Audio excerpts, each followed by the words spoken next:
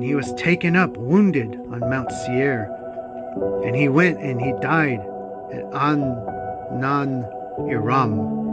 And we pursued after the sons of Esau, and they had in a city with walls of iron and gates of brass that we could not enter into it, and we encamped around and besieged it. And when they opened not unto us in 20 days, I set up a ladder in the sight of all, and with my shield upon my head, sustaining the assault of stones, upwards of 3 talents weight, and I slew 4 of their mighty men, and Reuben and Gad slew 6 others. Then they asked from us terms of peace, and having taken counsel with our father, we received them as tributaries. And they gave us 500 cores of wheat, 500 baths of oil, 500 measures of wine, until the famine, when we went down into Mitzrayim. And after these things my son took to be his woman Tamar, from Aram Naharim, a daughter of Aram. Now was wicked, and when he was in need concerning Tamar, because she was not of the land of Canaan. And on the 3rd night an angel of Yahweh smote him, and he had not known her according to the evil craftiness of his mother, for he did not wish to have children by her. In the days of the wedding feast I gave Onan to her in marriage. He also in wickedness knew her not, though he spent with her a year. And when I threatened him, he went in unto her, but he spilled the seed on the ground, according to the command of his mother. And he also died through wickedness. And I wished to give Shalach also to her, but his mother did not permit it, for she wrought evil against Tamar, because she was not of the daughters of Canaan. She also was herself. And I knew that the race of the Canaim was wicked, but the impulse of youth blinded my mind. And when I saw her pouring out wine, owing to the intoxication of wine, I was deceived, and took her, although my father had not counseled it. And while I was away, she went and took for Shelach a woman from Canaan.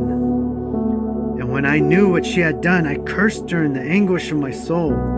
And she also died through her wickedness together with her sons. And after these things, while Tamar was a widow, she heard after 2 years that I was going to go up to shear my sheep, and adorned herself in bridal array, and sat in the city, Enam, by the gate.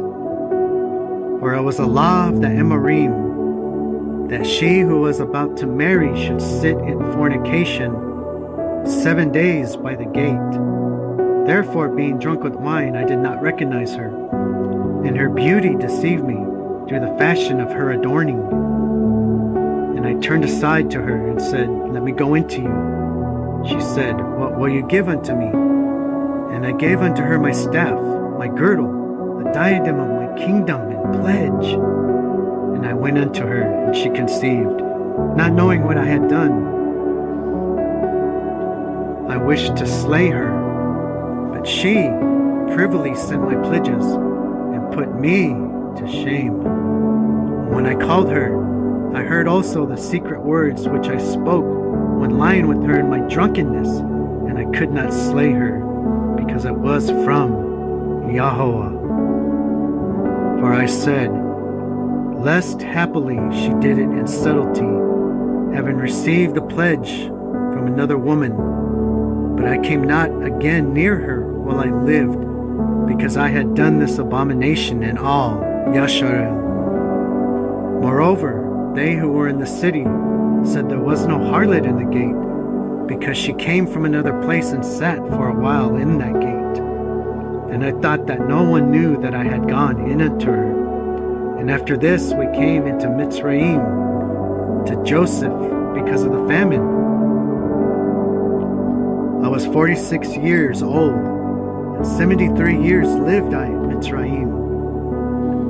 And now I command you, my children, hearken to Yehudah your father, Keep the sayings to perform all the ordinances of Yahweh, to obey the commands of Elohim. Do not walk after your own lusts, nor in the imagination of your thoughts and haughtiness of heart. Glory not in the deeds and strength of your youth, for this is also evil in the eyes of Yahweh. Since I also gloried that in wars no comely woman's face ever enticed me, and reproved Reuben my brother concerning Bilhah, the woman of my father, the spirit, the ruach of jealousy and of fornication arrayed themselves against me, until I lay with Bathshua, the Canaanite, and Tamar, who was espoused to my sons. For I said to my father-in-law, I will take counsel with my father, and so will I take your daughter. And he was unwilling, but he showed me a boundless store of gold in his daughter's behalf, for he was king, and he adorned her with gold and pearls, and caused her to pour out wine for us at the feast with the beauty of women. And the wine turned aside my eyes, and pleasure blinded my heart. I became enamored of, and I lay with her, and transgressed the commandment of Yahweh, and the commandment of my fathers, and I took her to be my woman. And Yahweh rewarded me according to the imagination of my heart, inasmuch as I had no joy in her children. And now, my children, I say unto you, be not drunk with wine, for wine hurts the mind away from the truth, and inspires the passion of lust, and leads the eyes into error. For the spirit of fornication has wine as a minister to give pleasure to the mind. For these two also take away from the mind of man.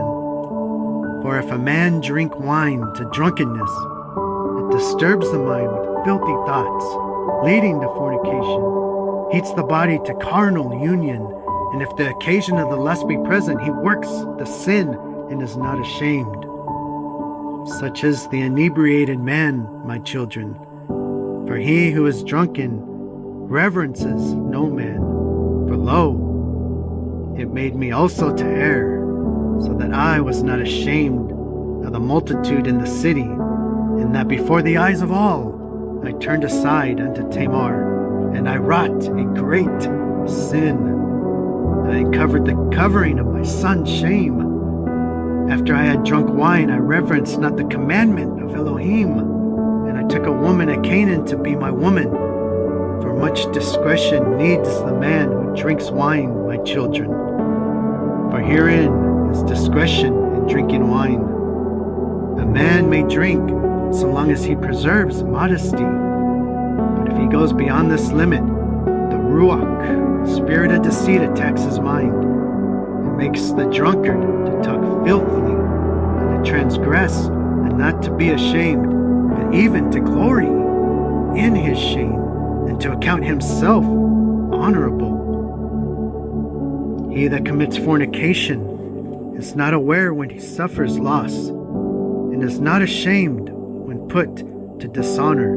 For even though a man be a king and commit fornication, he is stripped of his kingship by becoming the slave of fornication, as I myself also suffered